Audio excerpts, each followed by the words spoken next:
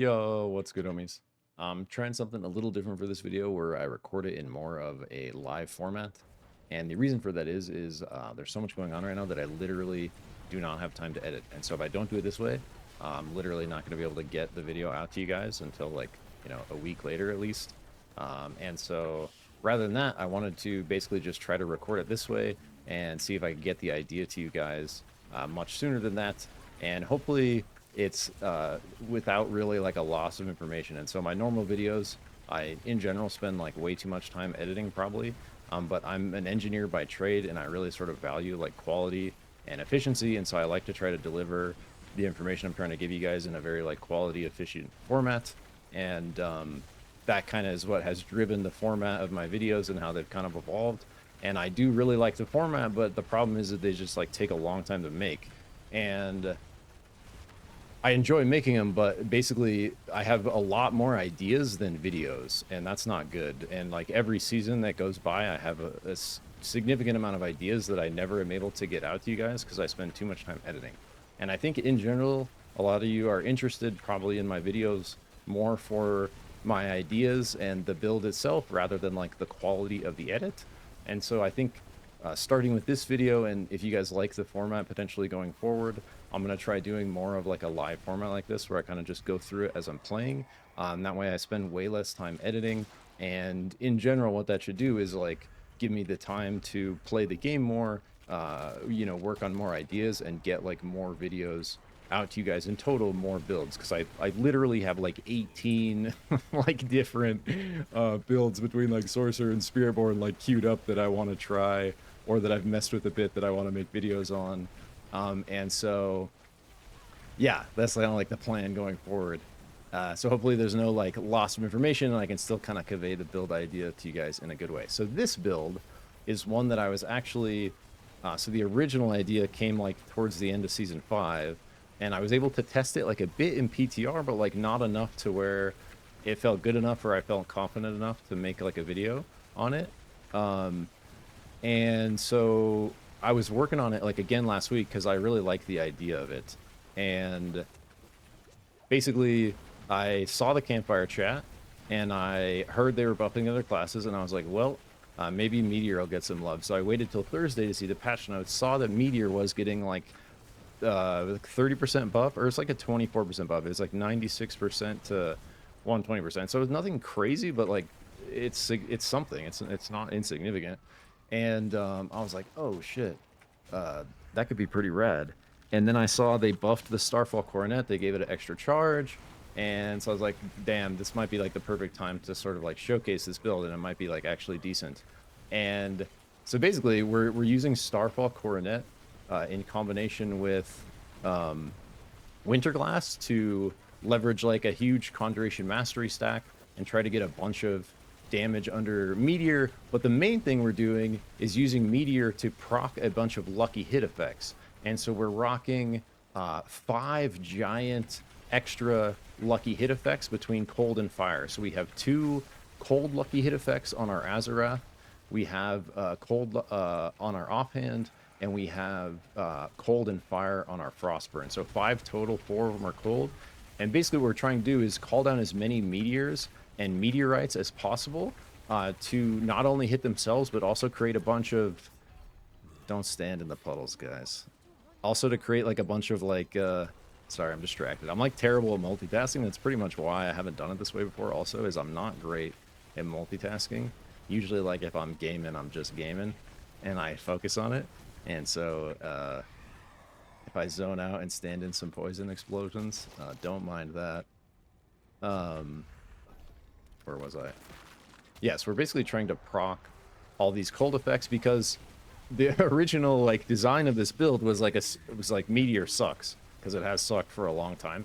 And so yes, it got a nice little buff, and maybe with like a full Meteor build it might work now, but I haven't like tried that yet. The changes just went into effect this morning. And so I kind of was putting my gear together over the weekend and last week. And so like getting it ready to test this morning when it came out so I could like play it a bit tonight. And it's feeling like pretty good. This is not like this is not like an insane build. It's certainly not the strongest Sorcerer build. It's like you can see, like, if you get your gear online, you can farm tier 4 pretty well. It's fun to farm tier 4. It's not gonna be like crazy strong for pit pushing. If I had to guess, like, I would probably be like clearing pit 80 in like, I don't know, like 6, 7, 8 minutes. Like, I don't think it's great. I think our limit right now might be like mid 80s, even like fully masterworked and like, you know, Paragon 270. So I wouldn't like recommend this build for pit pushing. I would basically recommend it if you're looking for like a fun way to use Starfall Coronet in Torment 4 and you want to just like use Meteor to sauce stuff. And also, if you were messing around with the previous video, the build in the previous video, the Elemental Daggers build, you'll notice like the kind of core of what we're working with here is like very similar gear wise. Like literally, I think it's actually like almost all the same pieces, guys. Like I literally changed this over to Firebird, and you could even leave this Fortune if you wanted, and that would be probably like higher DPS. I just wanted to go all in on the meteorites. We changed some of our runes, so we're getting meteorites every time we rip cooldowns. But like the base structure, the build is very similar, where we're rocking the same 5 spells. We're going for this huge conjuration mastery stack, and so probably the most important items for this build, like for to make it work and for damage, are going to be this. You want a GA on conjuration mastery. You don't need 3 GAs. You just need 1 GA. It needs to be on conjuration mastery, and you really want to try to hit it 3 times. I have really struggled to hit it 3 times, but if you can do that, you're going to be at a +10, and you combine that with the +1 passives on Shroud and the 3 base ranks, and you'll be at a +14 conjuration mastery. So if we can get to 20 conjuration stacks, which we're going to be a little lower than we were in the last build because we don't have our 2 hydras out all the time. So we're not going to be able to get quite as many conjurations out, but we're still probably going to be averaging like 15. And so it's going to be a nice, like, still like 200%-ish damage increase from our necklace when we're all spooled up. And basically what we're doing is we're relying on that. We're running Enchanted Frozen Orb and Enchanted Ice Blades, and we are relying on those things together to basically give us like infinite meteors. You can see I need a better coronet. I've been looking for a better coronet, and you really want that 3.0 cooldown roll. Like the biggest thing is that CDR, because that's like what's going to give you the infinite meteor feelings. You can see I still run into meteors sometimes, but if I had that 3.0, I basically wouldn't. We're getting so much CDR that and they added the extra charge in the patch, so we're getting like so much CDR that, especially with a min roll on that, or a max roll but a minimum amount of time on the cooldown, we're basically going to have like completely infinite meteor, especially once we're spooled up with all our ice blades out. And so like the whole kind of like idea of the build is calling down a bunch of meteors, getting a bunch of meteorites. All that's like proccing lucky hit effects. 5 different big damage lucky hit effects. We're using enlightenment and non-physical damage to stack a bunch of non-physical, getting to, you know, whichever familiar type is out the most, getting over 4,000% additive elemental from that, or non-physical from the enlightenment proccing, and like adding all them together. And so we're basically like we have good multipliers under meteor, but we're not like focusing on meteor as like the core part of our damage. Our meteor is enabling, it's doing damage itself, but it's enabling burning and adding like a bunch of chances to get lucky hits to come through from all these lucky hit effects we have. And it like ends up feeling pretty good. Like you can see there's like a bit of a delay in the damage where like my meteors will hit and then you'll see stuff start to get like chunked, and that's because it's getting chunked from those lucky hit procs, not necessarily from the meteor damage. So it's almost like it gives it like a bit of like an Ice Spikes feel, where the meteors are like your blizzard a little bit, and then they're like proccing these like frozen hits. And then of course the whole time, like everything you're doing is like cooldowns. Just like the last build, our cooldowns are like very valuable in this build. So just like before, we're like flinging out a bunch of frozen orbs every time we cast a skill, any skill we cast, and every single skill on our hotbar is a cooldown. We don't have a single skill that's not a cooldown. You can see I'm using 0 mana. It's an infinite mana build because our core skill that we're using, Meteor, is literally turned into a cooldown by our helmet. But that actually feeds, because now every meteor we cast procs Rakanoths, and feeds our Ice Blades, and gives us a protection barrier, and all the other good stuff our cooldowns do. And so it's basically got that same like conjuration cooldown stack as our... should I kill the butcher? Yeah. Why not?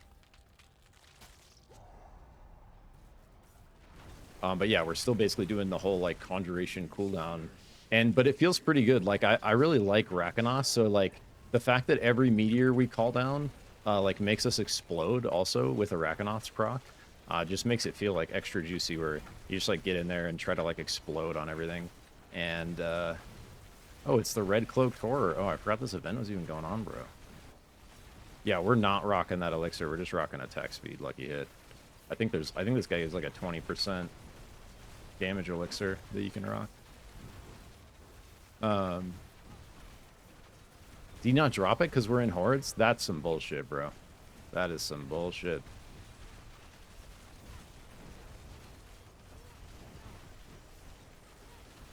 What's that about? You are cursed for being in the presence of... Oh. That's the only mana we use, I guess, is when Aldkin's a demon. Yeah, I've been rocking Aldkin. I like his burning. Doing like, what are we doing with him? Just like this burning, all this burning stuff. And I got Variana on Lightning Spear still. This was from the old build, but just like extra attack speed. It's a pretty safe bet for any build if you're not attack speed capped. Yeah, so I'm just like cranking through this horde to kind of like show you guys what's up. But you're gonna be able to do Torment Force stuff pretty good. Any sort of like higher pit pushing is gonna feel a little bit harder. And I'll probably just like after this wave, I might kind of like pause and show you guys the whole setup, and then I can like finish at the end or whatever. But that's kind of like, I basically just wanted to like kind of show you guys. Oh, I guess I got to talk about how to play it. So how you play it is literally mash all your buttons. You can tell, you can do it while you're making a video. It's so easy to play. You can literally just make a YouTube video while you're doing it. Just smash all your buttons and talk to everyone and GG. But basically, like, same thing as before. Our most important conjurations are going to be Lightning Spear and then Ice Blades. So, like, literally, the more often you can press Lightning Spear and Ice Blades on cooldown, the better the build's going to perform, because our conjuration bottleneck is on Lightning Spear. And so, like, you can see there's times when I'm not pressing Lightning Spear right when it's back up. I want to be pressing that instantly. That's, like, the most important thing to press instantly. Right after that is Ice Blades. Because Ice Blades it's also giving us Conjuration Mastery, but we're able to get to our 6 Ice Blades cap. The problem is, I won't do the Invigoration one. I guess I'll just keep talking about how to play it. We'll what was I just saying? Yeah, Ice Blade's right behind it because it's giving us cooldown reduction, and it's still giving us all the Conjuration Mastery stuff. And then basically, we're trying to keep 6 Familiars up, and Familiars kind of like the same. You see, like, this is my LMB RMB Familiar Meteor, and they both have 3 charges, and they're both on really short cooldowns. So, like, once we get spooled up, I'm literally just, like, paintball gunning my mouse. Like, that's basically how I play this skill build, is, like, the way you shoot a paintball gun. Like, that's what I'm doing to my mouse, to just summon as many Familiars and call down as many Meteors as I can. And then, oh, something I forgot to mention on the how it's all working is, on top of all that, we're doing the Yule Ton. So every time we cast a cooldown, we're also getting not just 1, but several meteorites, because we're getting overflow on that rune. So it's like 2 to 3 meteorites will come down every time you press a cooldown. And like we were saying, every single button is a cooldown. So we're getting extra meteorites that way. And the way this works is those meteorites don't have their own lucky hit chance, so they can't proc the cold lucky hit effects on their own. But if you're running Shattered Stars, that makes all your meteorites burn. And so that does apply to the rune meteorites. And so I tested it, and you actually, from the burning effect from these meteorites, you can proc all these lucky hit effects. And so what the Shattered Stars with that gives with the Ton rune gives us is it makes those meteorites from the rune able to proc these 5 lucky hit effects. And that was pretty cool. So that I wanted to make the freaking meteorite rune work, right? Because if we're not making the meteorite rune work with this build, it's never working, bro. Like, so I was like, we gotta figure out a way to get this in here. And we basically had to drop 15% damage multiplier from Ohm to do this. And so that doesn't feel great. We're also not quite crit capped, and that's like probably the biggest problem with our gearing is I'm still like 20% off crit cap, and I'm honestly, even with this 25%, like, I'm not sure how exactly we would get there without dropping Rakanos and taking Esus. And so this build, you know, we might need to GA crit chance here and GA crit chance here and like masterwork a couple times if we're actually trying to get to 100%. And so that could be like a significant, you know, damage jump if you were kind of able to do that. What are we looking at here? Last wave. All bullshit.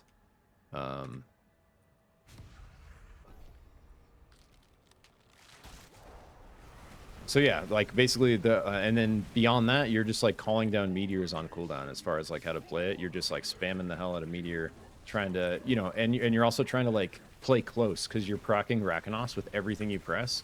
So you want to try to like get up on anything you're trying to kill. You want to just get up in the middle of it, just call down a bunch of meteors, just explode all over it, and wait for all your lucky hit effects to blow up as soon as you get all this crazy amount of burning rolling, and stuff just kind of like pops. Like it's probably like weakest on bosses. Like you'll find like meteor in general is has always been weak against bosses, but like bosses are probably going to feel not quite as good, especially as like that last build. Like I think daggers are great for bosses, so I really like the elemental daggers build for bossing, but this build's going to feel like a little weaker on bossing. You can see even that like Ether Lord right there even took a second. And the damage is like it kind of rolls in after, like the meteors fall, the burning starts, and then you start getting all the lucky hit procs through. So you're not getting this like instant burst from meteor. Yeah, as far as, and then like as far as our other spells, like you can see a lot of times I'm just mashing teleport and flame shield on cooldown as well, basically just to keep feeding into all of it, to give us a chance of Rose and Orb, to give us more ice blades, to explode Rakanos, damage reduction, uptime from teleports. Every time we activate flame shield, we get this burning effect, and we actually don't need to hold flame shield to save ourselves if we're running Firebird. So Firebird's giving us extra meteorites, and then this flame shield enchantment for free actually works now a lot of time. And so you'll end up, it must have been on cooldown already. I don't know why it didn't save me from my poison pool. That's crazy. So must have been on cooldown already, because surely it works. Surely it's not bugged. There's no way, right? This is Diablo 4. It's like bug free. I have like a personal vendetta against this Gelib the Flame guy. He's my least favorite boss in maybe any game I've ever played. And so if he comes up at the end of these, this is what I do. I just run down Gelib. He is a bastard. The worst demon there is. Look at him. Just running away like a little ninny.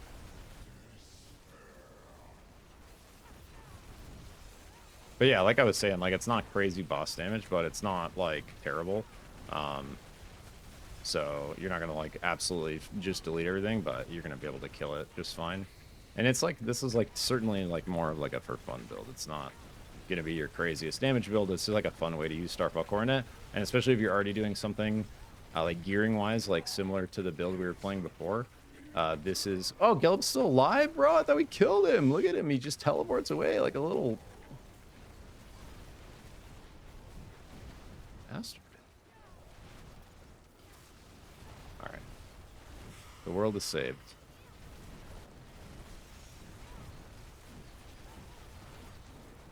So yeah, that's basically METEORB. It's frozen meteor, and so we'll go through everything right here. So we're rocking Starfall Coronet, like we talked about. I think the most important thing on here is going to be the cooldown reduction. So you want to try to get a GA cooldown reduction. Secondary would be meteor ranks, in my opinion. So you could go, you want to try to like GA cooldown reduction and hit it a few times, but if you did the same thing to meteor, I think that would be good too. Like the most important thing on this helmet is going to be the charge, like I was talking about. So you want it at 3.0 second cooldown, like the minimum amount that you can get it to. And you can see I have mine at 5.1, and with the CDR I'm at, which is 54.5. So you want to make sure you're not over 75%, but if you can imagine you were able to hit this cooldown reduction a couple times, and then you did this with your Talrashas, you had a GA CDR and you hit it 3 times, and then you had a GA CDR on Rakanos, which would be the best thing you could get, and you hit that 3 times, you're going to be getting pretty damn close to 75%, and that is truly going to make your meteor that combined with the 3.0 on this roll is going to truly make your meteor feel infinite. And so if you're looking to kind of like maximize the feeling of the cooldown, and not only is it going to do that, it's going to make all your other cooldowns lower. You're going to be able to get more lightning spear out. All that's going to synergize with Winterglass doing its thing, shooting frozen orbs and reducing all the cooldowns even more. And so I think, you know, kind of looking at our CDR uh, window as a primary like gearing priority, I think is intelligent. Um, so yeah, anyways, CDR here, and then go into our chest, Shroud of False Death. I think you could definitely rock this build without this. I think the other thing people are doing is doing like a Raymond of the Infinite GA Glass Cannon, and then like trying to masterwork crit that, and just getting like a massive multiplier that way. And I haven't had time to try that yet, but I'm going to soon. You can see I finally got a Raymond with the GA I need, so I just need to masterwork it now and try to hit that a few times. So I think either of these options would be good. I've been rocking Shroud of False Death. I just really like it in general. I love the +1 passives. You get like a lot. That's because we're in hell, bro, and you're a demon. Demon child. That's pretty annoying. I wish I could disable Mercenary VO, man. What the hell was I saying? Damn it, Aldkin. What'd you do to us? Where were we? Shroud of False Death, passives. Like, look at all this juicy damage we're getting from all this extra passive ranks. So, first of all, what it does is we don't have to put skills into any of these, like that we would normally have one in Elemental Attunement. You know, I'd probably normally put one in Energy Focus, like little things like that. Like, that's just automatically covered. Um, but it basically is like anything where we have a damage multiplier or cooldown reduction, we're getting just an extra rank of it. And so, if you add all that stuff up in total, really is a significant damage increase just from all the extra multipliers on everything.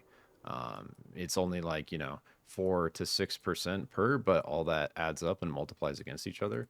And we end up getting, we'll go through the skills in a second, guys, after we go through the gear. And but anyways, you're going to get a lot of damage increase from this +1 passives. And beyond that, it has this big all stats roll, and if you can get a GA Shroud and hit that, I think this is the highest prio. I think this is like, if you were going to rock Shadow this build, I think this is basically the perfect version. You just want a GI in the all stats, and you want to hit it a few times with masterworking, and that's going to give you like the biggest value increase like for damage and basically everything.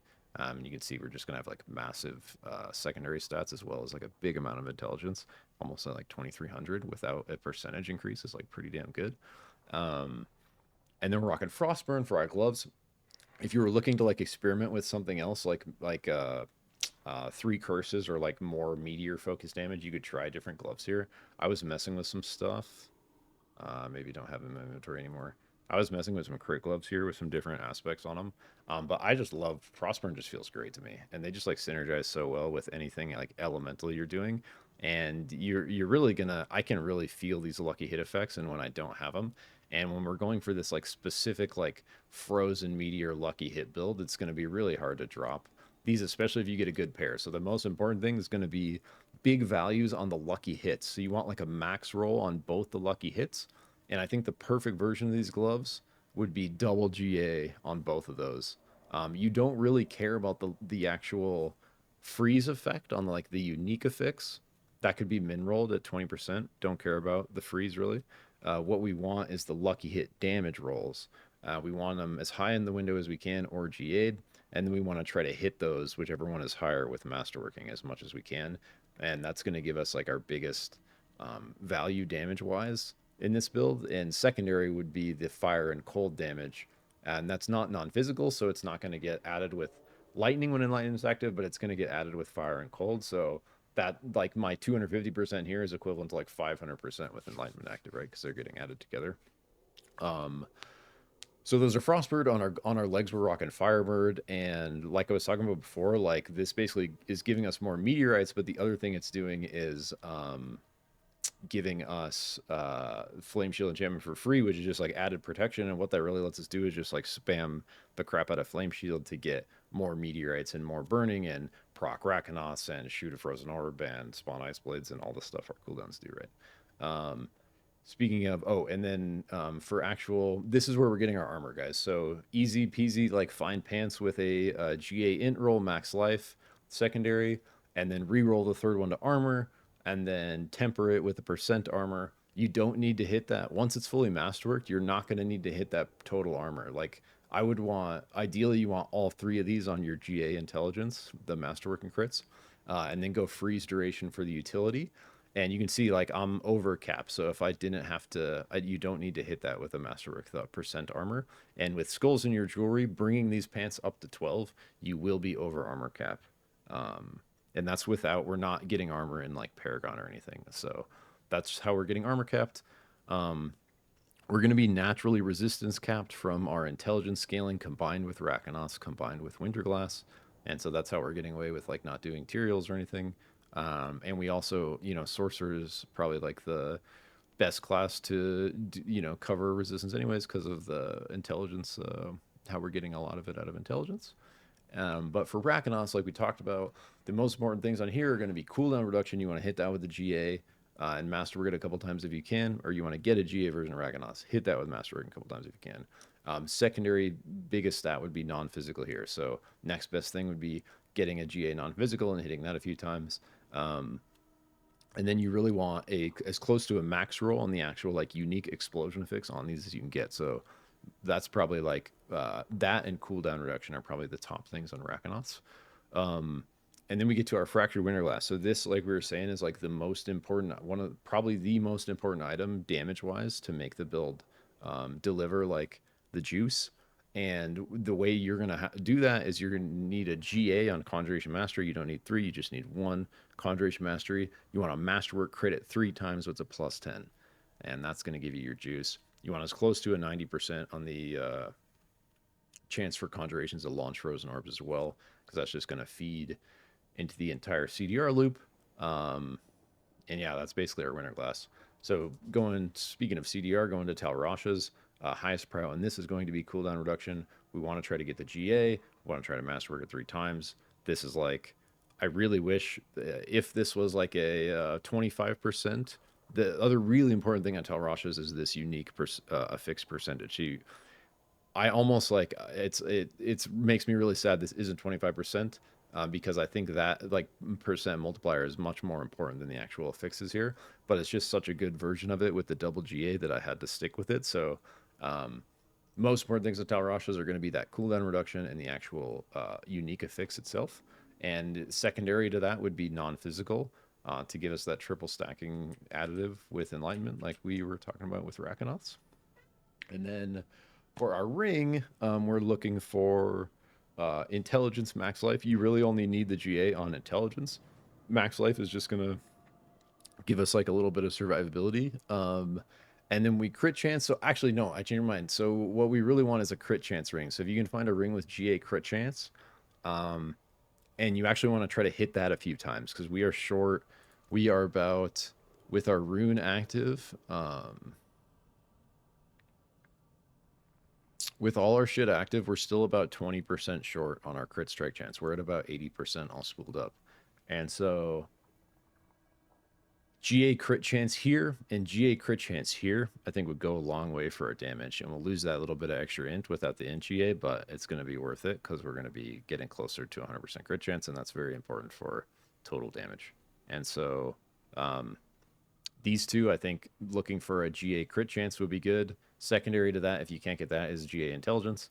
And you can do something I did here where like if you find a GA intelligence max life ring, you can re-roll that last slot to crit chance.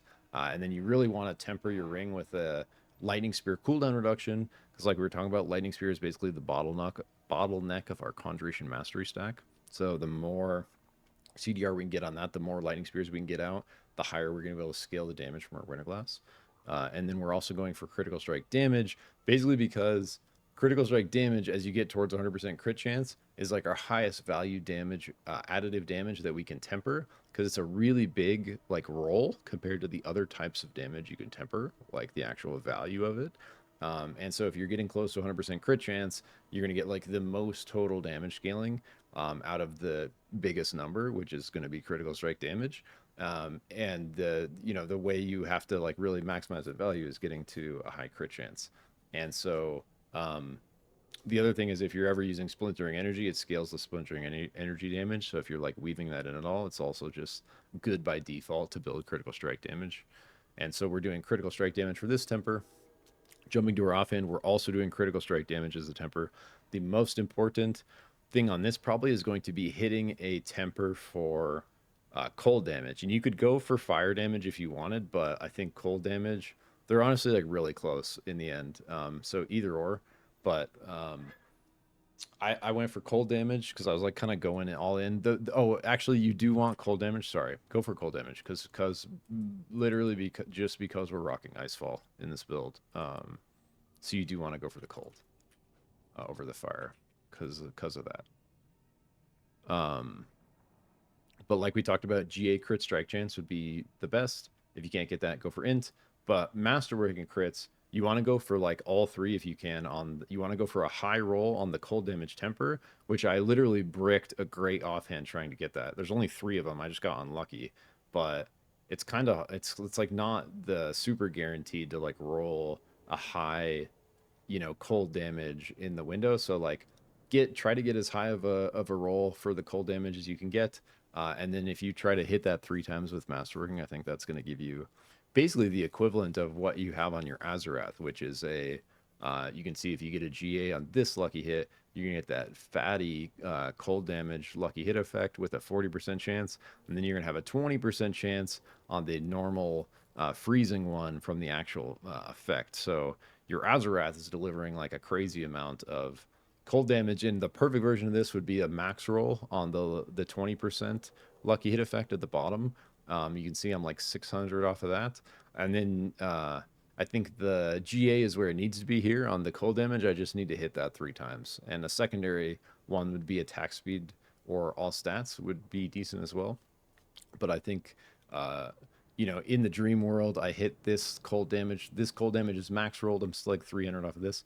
So this cold damage is max rolled. I hit it 3 times. This cold damage is this fix is max rolled, and then I hit this GA 3 times, and that's going to give you just like same thing with the gloves, right? And that's just going to give you like massive amounts of damage from your lucky hit effects proccing. So that's the gear. This is like, all the stats. I was just rocking like Elixir of Advantage for the attack speed and extra lucky hit. You can see we're basically like right there for resistance. I guess I'm like a tiny bit short. I could literally go take 1 node in my Paragon and we'd be there. And then we're getting, when we have Enlightenment active, we're getting over 4,000 additive for whatever. I don't know if I showed it in there, didn't I? Pretty sure I did.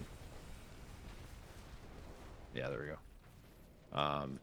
Yeah, basically once you're spooled up and Enlightenment's active, which is going to be most of the time in this build, we're like rotating between different elements a ton. And so we're going to have a lot of uptime on Enlightenment, and so we're going to have big additive damage active in here. But yeah, like I was saying, our biggest sort of weakness is our crit strike chance. So this is giving us 25% from these runes.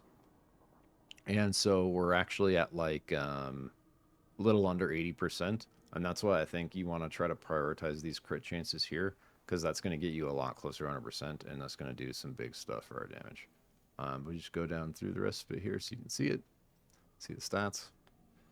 So taking a look at our abilities, our skills. Nope, this is our Paragon board.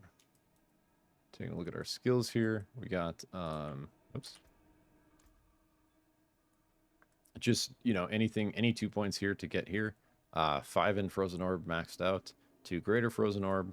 1 in Flame Shield with an Enhanced Flame Shield to increase our burn. And we're using this a bunch for damage, and the burn can proc the lucky hit. And so just a little bit of extra burning on everything around us. Teleport to the damage reduction. Maxed out Glass Cannon. We're getting our +1 in Elemental Attunement from Shroud. So if you are running Raiment of the Infinite instead of Shroud, make sure you put a point here in Elemental Attunement. I would take it out of maybe Enhanced Flame Shield. And then coming down to our Conjuration tree, we're going Familiar to Invoked. We're going Ice Blades to Summoned. We're going Lightning Spear to Enhanced. We don't need the stun. We just want our freeze to happen, and the stun actually consumes, makes them unstoppable. So we just want to wait to CC until our freeze comes, because we're getting a bunch of bonus damage from freeze. So actually don't take the Lightning Spear stun. And then maxed out Conjuration Mastery, most important thing probably.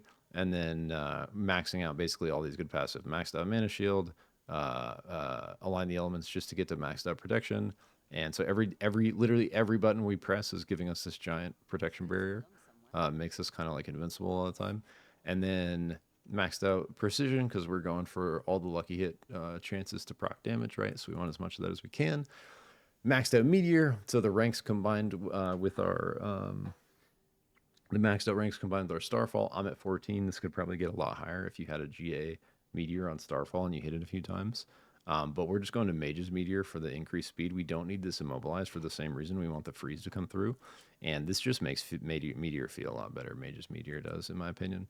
Maxed out Devouring Blaze, maxed out Inner Flames, maxed out Elemental Synergies, all just for damage. Getting this extra damage reduction down here from Electrocution. Getting all this maxed out freeze or cold damage and freeze damage here. And then these extra points we're getting in here don't do a ton, but it gives us a rank in warmth, which is nice. We're getting like that self-healing if we're losing health, which isn't happening much from how much barriers we get from protection. But then we're getting this like also little extra bonus to burn damage, extra bonus to pyro skills. So, I really like all these extra shroud ranks personally. We get like a chance at crackling energy, like all this random stuff, right? The only thing I don't like about it is like this, where I was talking about the stun thing. Now we have to take convulsions where these have a chance to stun. We have to take crippling flames where fire skills have a chance to immobilize. So that's the only thing I don't like about it. But besides that, it's pretty rad. And then going to Enlightenment, and this gives us all this juice at the bottom. We don't need the mana regen. We're not using any mana, but 25% damage multiplier. Attack speed never hurts. But the main reason we're using it is because the fine print at the bottom, while enlightened, your bonus damage with fire, lightning, and cold are equal to them combined. So that's what's giving us our huge additive damage stack. So we just look at all our skills here. I'll just like show you kind of the summary here. Meteor, Familiar, Teleport, Lightning Spear, Flame Shield, Ice Blades, Enchanted Frozen Orb, Enchanted Ice Blades. Boom. Going to Paragon. I am at Paragon 270, so I have 298 points right now. So this is kind of like the overall layout of it. But in general, we're going for a big non-physical stack with Enlightenment like we were in the previous build. But we had to rearrange a few things, and we dropped Enchantment Master to take Icefall because we're leaning more into those cold lucky hit effects, basically, and using Azarath like all the time. So destruction in the first socket. This is just basically optimized to get the most decks we can out of it. So like you could not do that if if you're doing pathing through and you're not this high of Paragon yet. You just get less decks and keep going, right? But destruction here coming up into fundamental release. This is just a fantastic multiplier and board. Ton of value on this board. You can see we just like basically want everything. But coming up into tactician here, getting just enough decks to bring it online, but also grabbing all this juice, coming up and grabbing this extra max life and damage reduction here, and then pathing up to grab the legendary. They changed this to just damage reduction, which is way better than it was. So this is actually like a really good node now. So grabbing this, like I could grab these. If you're short on elemental resistance, you could grab these in the way too. Like I could grab one of these and just be covered on that little bit I was off for the resistance.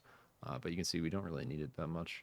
And then, all this extra damage to burning here. Damage reduction, burning. Pathing over to Frigid Fate. Really reliable 60% multiplier if you're using any sort of build with Frozen Orb.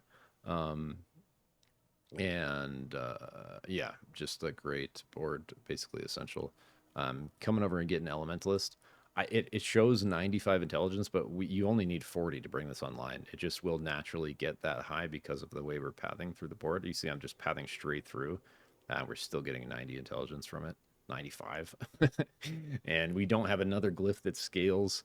Like it's additive with intelligence, so don't have like another thing to put here. But this is doing the boost to rare nodes, and it's actually giving us like a nice value here. You can see big non-physical and vuln boost from these two nodes, elemental favor and weakness, which is nice. But we're coming up here getting this vuln damage and damage reduction, doing this little side pathing over to get this extra damage reduction from vuln, coming down, scooping Frigid Fate, getting this extra bit of lucky hit. I'm, you know, this is like where my next point will be probably, just to finish getting this lucky hit here. Coming down from Elementalist through the Elemental Favor, getting Restorative just for the extra max life, pathing into Elemental Summoner. In this board, we are going with Flame Feeder, and this is basically what I switched out Unleash for, and the main reason I did that is because we're not using mana, and so we literally can't activate like the secondary one of Unleash. Otherwise, I probably still would be running Unleash in this first spot because of the boost it's giving us to the non-physical. I really like Unleash in this update, but it doesn't really work with this build because we're not using mana, and so I switched it to Flame Feeder, which I think is like basically the next best one, or you know, potentially better because there's slightly bigger multipliers in certain scenarios. So running Flame Feeder here, getting a little bit of dex around it to bring on the burning. Eventually, I'll get all this dex like with the rest of my points, but that's like probably the lowest prio additive to max out IMO. So doing that, getting all this stuff, attack speed. This is big. So the Elemental Summoner, the main reason we're taking Elemental Summoner board is for the cooldown reduction. So we get cooldown reduction here, 10%, and we get 6% here with an extra, what is that, 4.5%. So good 20.5% damage or cooldown reduction for our conjurations from this board, and that's literally the main reason why I'm doing it. Non-physical doesn't hurt, but this conjuration damage and the attack speed, you know, not super critical for this build. It's basically for the cooldown reduction, right? And all the way all that synergizes with Winterglass and the Frozen Orb cooldown reduction and everything being cooldowns and needing to feed that to cast our Meteor because our Meteor is now a cooldown. You get it. So coming over to our final board is going to be Icefall, and this is basically like working with all of these cold skills, these lucky hits, this one and this one are all going to count as frost skills and are going to benefit from this bonus damage from Icefall, 50% if they're frozen. And so our Azurath, that's the other thing, is our Azurath and our Frostburn both have a lucky hit chance to freeze, and then all of our frozen orbs are freezing. So we're actually getting like really high value and uptime on Icefall targets being frozen for Icefall to benefit, and that's cool. So we're basically coming into here, and then for this glyph, we're going with Exploit. So our 5 glyphs are going to be Destruction, Tactician, Elementalist, Flame Feeder, Exploit. And we're just optimizing this to get a good amount of dex out of it. And then we are we're using this non-physical to like connect, and we're coming up and getting this damage reduction from shield, the actual legendary node itself, more damage reduction from shield and max life. And so there's the Paragon board set up for you. What am I missing? Mercenaries. I'm just rocking Aldkin, doing some barn stuff. Oh, Aldkin's giving us crit chance, baby. So like if you're playing solo, so we actually like with Aldkin when he casts us his Flame Surge, we are getting a lot closer to 100% crit chance. So that's not super reliable, but this is a way you can cover your crit chance gap, which is what I'm trying to do with it. And then we're just getting Firestorm, crazy burn, Firestorm stuff. I don't know. Yeah, it's basically like the best that you could try this other one, but I like the Firestorm burn. And a lot of like the reason for using Altkin, like this crit chance, but he activates burning. We're already getting a ton of burning in this build anyway, so it's not as important, but I like him because he just like activates more burning for free, basically. Then we're going Variana with Bloodthirst, and I think like because all the mercenary abilities just do like so little damage that like anything that gives your character like extra utility like this, where it actually buffs your character with 10% attack speed, is good. So I like this one still. You could use, you know, whatever you want, you know, do whatever you want with any of this. I actually encourage you to, you know, mess with stuff, pull some levers, like make it your own. But Bloodthirst has like felt pretty good to me, and I just keep it on Lightning Spear because I'm casting Lightning Spear so much. It just gives you like the most kind of uptime on it. Yeah, so that's the Mercenaries. The runes I kind of talked about already, but we're doing Yule Ton here, and we're doing the crit chance here with Tom Gar. Um, and yeah, that's basically the build. Like I'm sort of panicking because we're at the end, and I'm trying to remember if I missed anything, but I don't think I missed anything, guys. And the only other thing are like gems, maybe. So skulls and jewelry, crit damage and weapons. And yeah, you're gonna want to socket your helmet, guys. Definitely socket your helmet and get 120 more in there. That would be a good thing to do. God, I just got too much going on right now. I'm sorry. Yeah, so we should have. That's so funny, bro.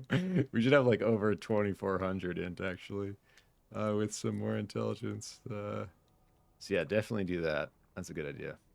Um, but yeah, besides that, thank you so much for watching. I hope you enjoyed the video and have some fun with the build. I will include the build link in the description. Um, and I'm going to keep just trying to get out cool ideas for Diablo 4 builds. SUPERVIVE's coming out tomorrow, so I'm going to be streaming that and playing a bunch of SUPERVIVE. If you want to say what's up, come by the stream. I'll link the stream in the description. It's Zikrig with a 0. It's a bit weird because I couldn't get someone had Zikrig already. And then I'm playtesting Ashes of Creation on the weekend, and I might. Oh, also, if you're interested in like SUPERVIVE or like want to see SUPERVIVE videos, I made a new SUPERVIVE channel where I'm just gonna like do a bunch of SUPERVIVE videos, a lot more focused on like shoutcasting. So I'll also link my new SUPERVIVE channel in the description. If you're getting into SUPERVIVE yourself and you want to actually see like SUPERVIVE content from me, that's where you're gonna be able to find it. So I'm spooling that up. And then I'm also playtesting Ashes of Creation on the weekend. And I'm planning, like, looking forward to Path of Exile 2 when it comes out on December 6th. But between all that, we're still going to be playing Diablo. I'm still going to be trying to get all these build ideas out to you guys and trying to, hopefully, with this new format, do that a lot more prolifically. Like, be able to test builds and get them, like, the full cycle of making a build, testing it, making the video, and getting that to you guys, like, a lot shorter. And that way I could, like, do more of them per season and like even like update older ones more often and stuff like that, right? So hope you enjoyed. Thank you so much for watching. Remember to take care of yourself, and I will catch you in the next one. Peace.